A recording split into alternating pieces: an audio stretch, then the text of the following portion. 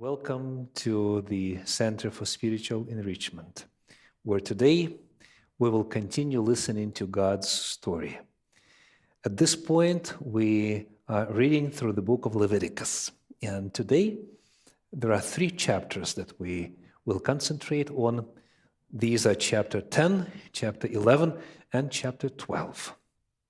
When you look at these chapters as a whole, do you remember what is the most vivid thread in terms of content and information there? What is the most voluminous, covers more space, and in terms of importance and how it affects human's life, what is the most vital, important topic? Leviticus 10, 11, and 12. My sermon today is God's story, clean and unclean animals. Chapter 11, which is pretty long, covers this issue. So let's go straight to it. First, we'll take a look at first 3 verses. Leviticus 11, verses 1, 2, and 3. And the Lord spoke to Moses and Aaron, saying to them, "Speak to the people of Israel, saying, These are the living things that you may eat among all the animals that are on the earth.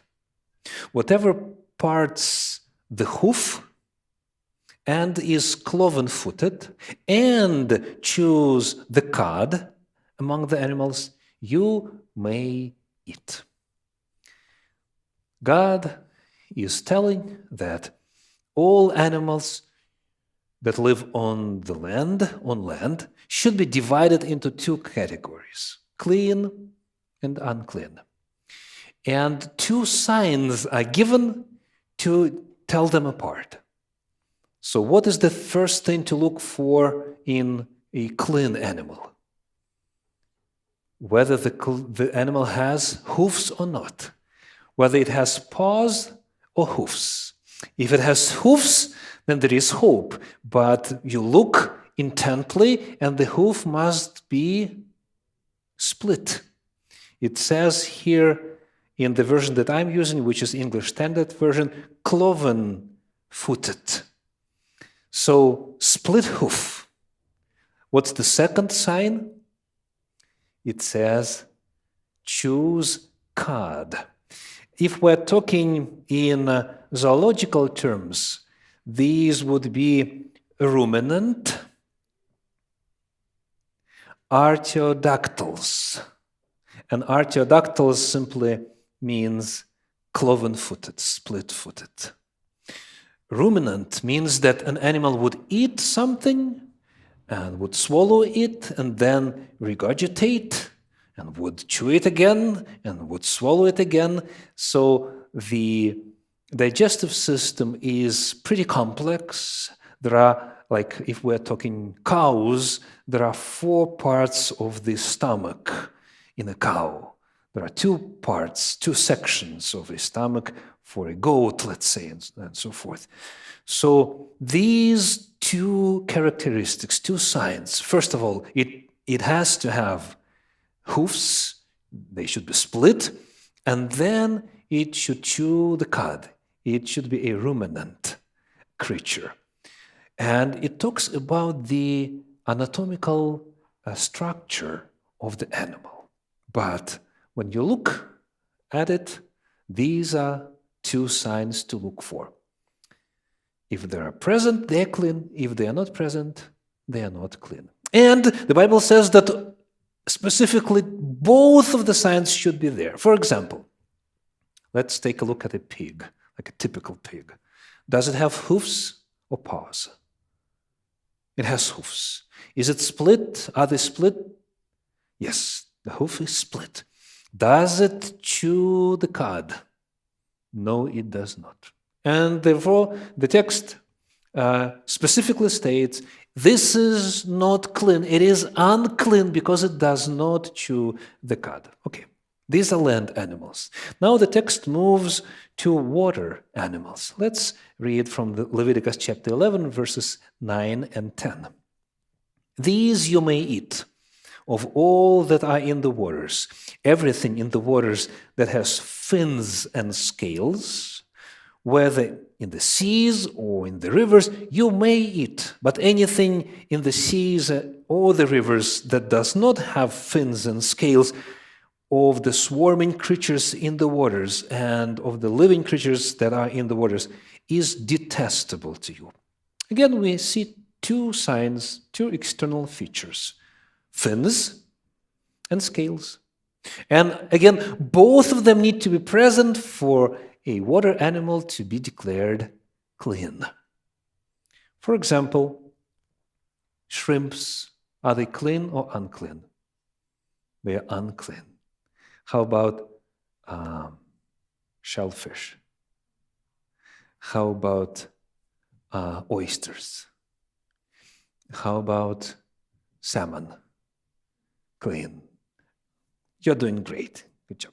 So, fins and scales, if they're present, this is clean. Octopuses are out of the question. Squids, don't even look. Right? So, land animals, water animals. Then the third category, let's go to Leviticus chapter 11, verses 13 through 19. 13 through 19. And these you shall detest among the birds. They shall not be eaten. They are detestable. The eagle, the bearded vulture, the black vulture, the kite, the falcon of any kind, every raven of any kind, the ostrich, the nighthawk, the seagull, the hawk of any kind, the little owl, the cormorant, the short-eared owl, the barn owl, the tawny owl, the carrion vulture, the stork, the heron of any kind, the hoopoe, and the bat. So, in this case, instead of giving external features as signs, the Bible gives the list. It says, this and its kind. This and its kind, right? So there is a list. And everything that's we typically consume, meaning like general public consumes, chicken, turkey, ducks, geese, and pigeons, for example, are also clean birds and so forth. So it's not drastically affecting the typical poultry diet that's prevalent today. And then the fourth category of creatures are insects. Let's go to verses 20 through 22 in Leviticus chapter 11. It says, all winged insects that go on all four are detestable to you. Yet, among the winged insects that go on all fours, you may eat those that have jointed legs above their feet with which to hop on the ground. Of them you may eat the locust of any kind, the bald locust of any kind, the cricket of any kind, and the grasshopper of any kind. So 4 kinds of insects are allowed. In this version, this is crickets, grasshoppers, locust, and something called the bald locust. So if it comes to it, and there is nothing else, just please do know that they are clean. The problem is, though, that the words that are used in the original is hard to translate. According to Jewish tradition, none of the insects are safe to eat. Why? Because there was a break in tradition. So there was a time when Jewish people forgot what these 4 words mean. So which insects exactly are described here? And therefore, just to be safe, the modern rules of kashrut in Judaism, they postulate to avoid any of the insects. But biblically speaking, these 4 are clean. So what we did today first is to just picture the landscape. 4 kinds of different creatures and the signs to tell them apart, clean or unclean. Let's move to the second portion of our study today and ask a very important question. What is the nature of these unclean animals? Land, water, air, and insects. What are they? How are they described? Are being described in the text. I would like to read to you from the book of Leviticus, chapter 11, verses 10 through 13. 10 through 13. But anything in the seas or the rivers that does not have fins and scales, of the swarming creatures in the waters and of the living creatures that are in the waters, is detestable to you. So this is the word describing the nature of these unclean creatures. Detestable. And when we continue reading the passage, you will see this word pop up many times. Again, we're reading verses 10 through 13. You shall regard them as detestable. Here's the word again. And you shall not eat any of their flesh, and you shall detest their carcasses. Same word. Everything in the waters that does not have fins and scales is detestable to you. And these you shall detest among the birds. As you could see, different creatures are called this word. They shall not be eaten. They are detestable. And then the list of unclean birds is given. So what does it mean? What does the word detestable mean? We have in the original the word shekets. Shekets as a noun, and then shakats as a verb. And it's used both as a noun and as a verb in the passage that we just read. In modern Hebrew, it's translated, among other things, as dirty. Dirty. So, when you, let's say, when you pick up a berry that you find, which is, ripe and very pleasant to your eye, and then there is this smell, and you are just, all in anticipation, and the saliva has already been initiated. And then you pick it up, and you discover that on the other side, it's dirty. And you're not sure what's the nature of this dirt. Is it soil? Are these excrements? You're not sure. You would never eat something in that condition. If you decide to proceed, you would wash it. You would clean it if it's edible, right? And then you would proceed eating. So, the word for detestable in modern language is dirty. So, automatically, this is not edible. This is something that could not be consumed, as we would not eat trash, right? Let me illustrate. The book of Leviticus, chapter 11, verses 41 and 42. Every swarming thing that swarms on the ground is detestable. Here's the word again, shekets. It shall not be eaten.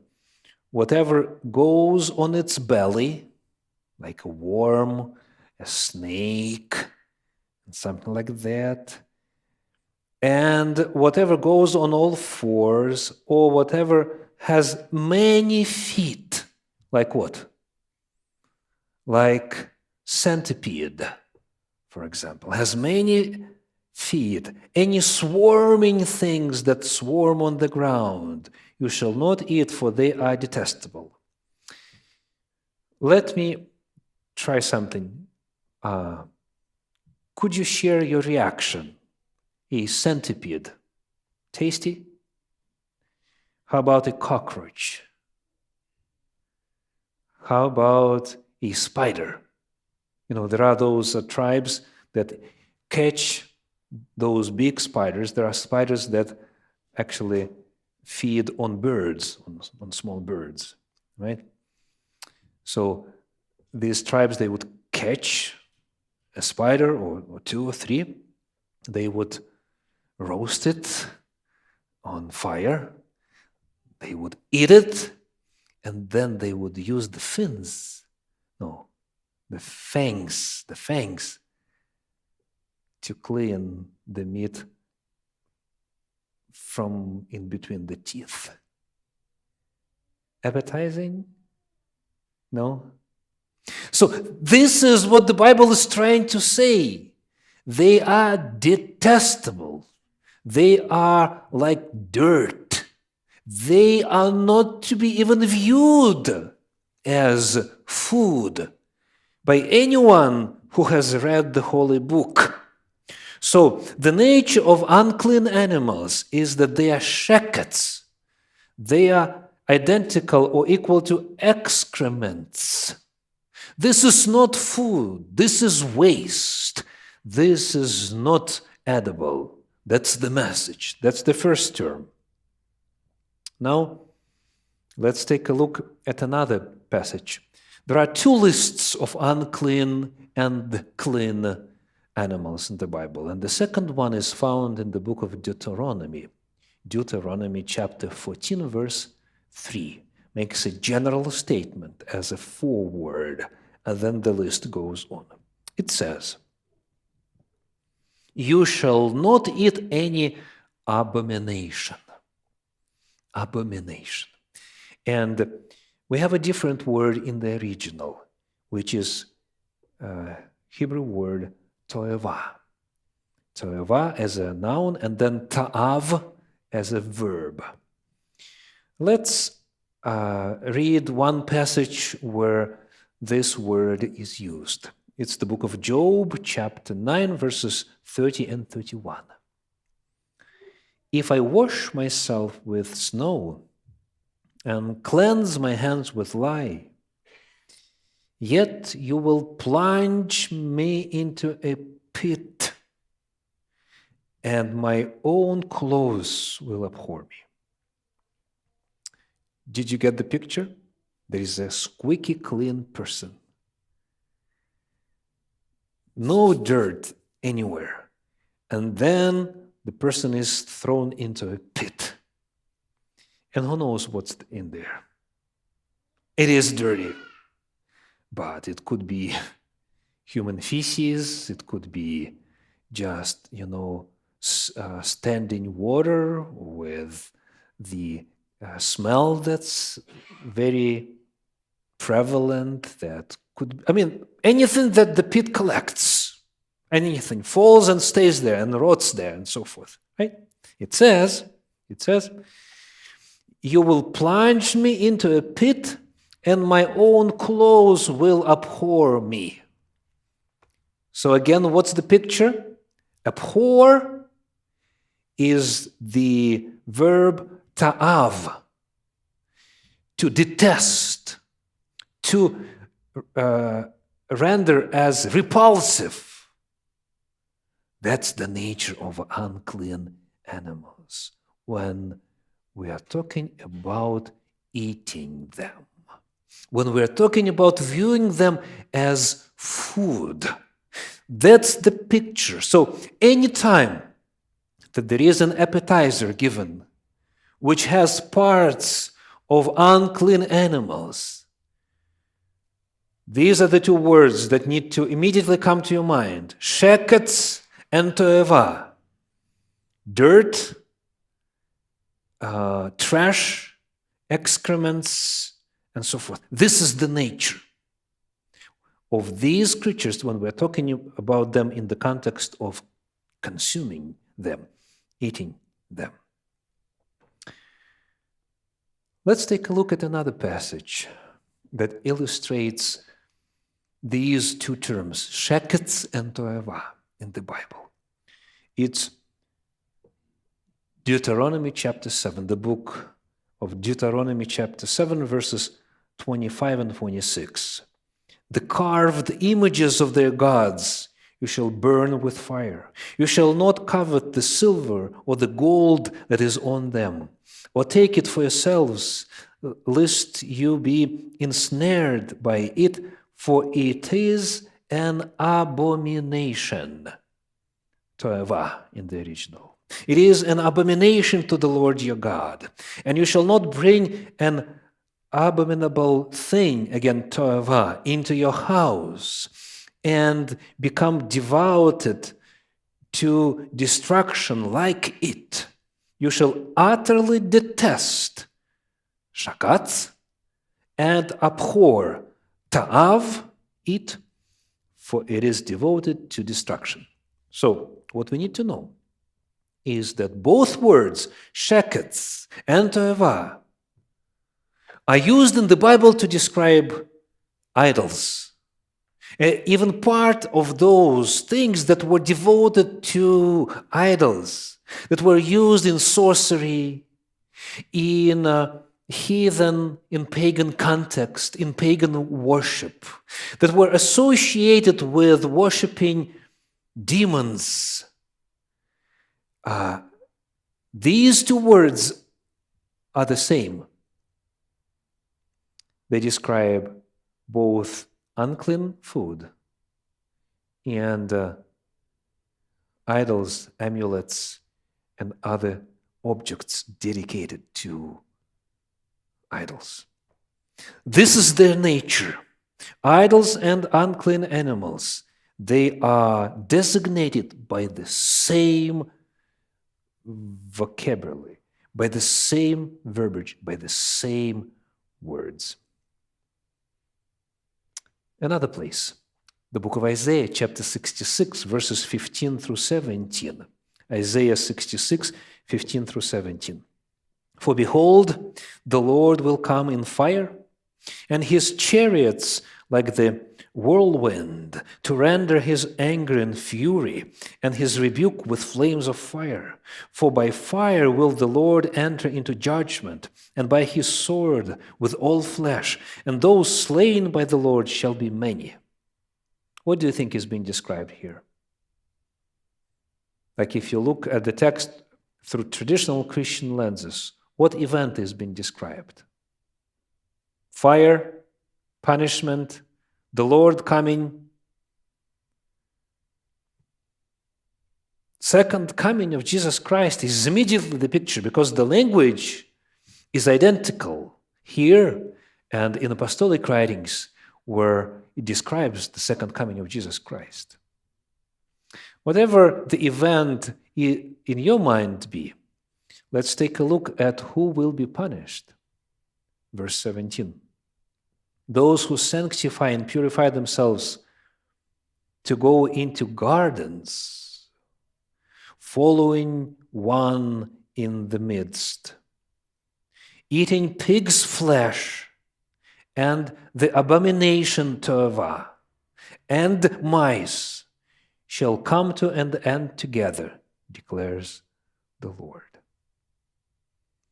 So, we see pigs, we see mice, and abomination listed in a row. Those who eat those things, they shall be perished. They shall be punished, says Isaiah here. There is this garden that's mentioned. they go into gardens. What's the sin there? Like there is this Bellevue Botanical Garden close by, right? Very nice place to be. Let's take a look at the context, because these gardens, they have been mentioned. Actually, in the previous chapter, chapter 65 of Isaiah, verses 2 through 4, I spread out my hands all the day to a rebellious people who walk in a way that is not good, following their own devices, a people who provoke me to my face continually, sacrificing in gardens and making offerings on bricks, who sit in tombs and spend the night in secret places, who eat pig's flesh, and broth of tainted meat is in their vessels. What did they do in those gardens, the ancient pagans? Sacrifices, witchcraft, worshipping idols and demons who are behind those idols. And they eat pig's flesh, mice, and other toeva, other unclean animals. As we can see, idols and unclean animals are here together again. When you ask a question, is it a coincidence or not? That the same word that describes the nature of unclean food is also describing idols and witchcraft and serving demons. If it was one time or two times, that would be one thing. But there are many places like that. For example, do you remember where the demons asked Jesus to go when Jesus was freeing a demonic person? Do you remember? Into pigs. Demons said, don't send us to a wilderness somewhere. Don't send us to a pit somewhere. Let us go into pigs. Unclean, and unclean is attracted. Then we go to the book of Revelation, chapter 18. If we could find that place and show, that would be great. The book of Revelation, chapter 18, verse 2. Revelation 18:2. There is this information. And he called out with a mighty voice, fallen, fallen is Babylon the Great. She has become a dwelling place for demons, a haunt for every unclean spirit, a haunt for every unclean bird, a haunt for every unclean and detestable beast. Do you see them again together?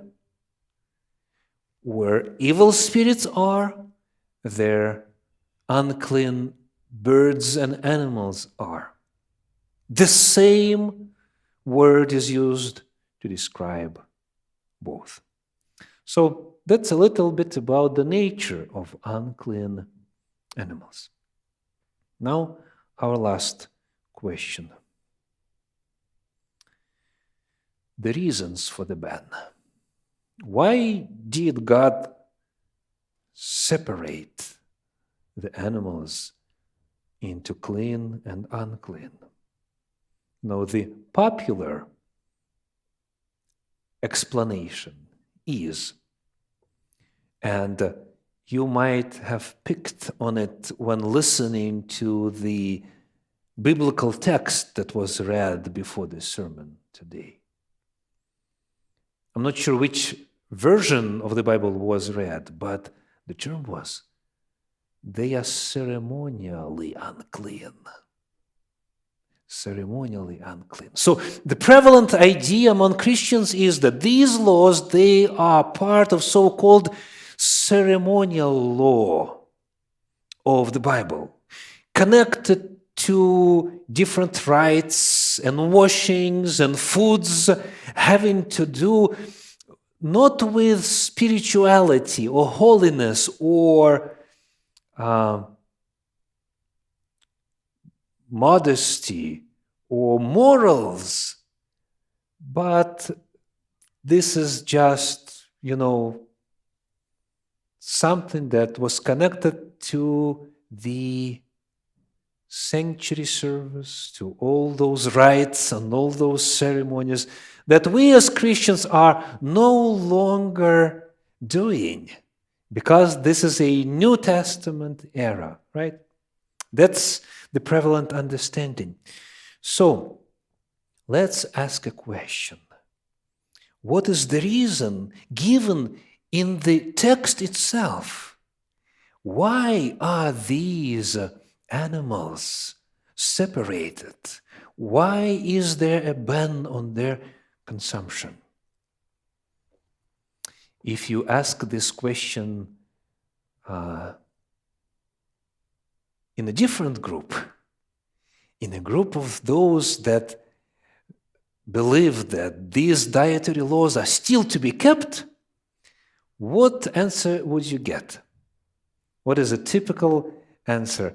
Why are unclean animals prohibited? What's your answer? Oftentimes, you would hear, because of health reasons.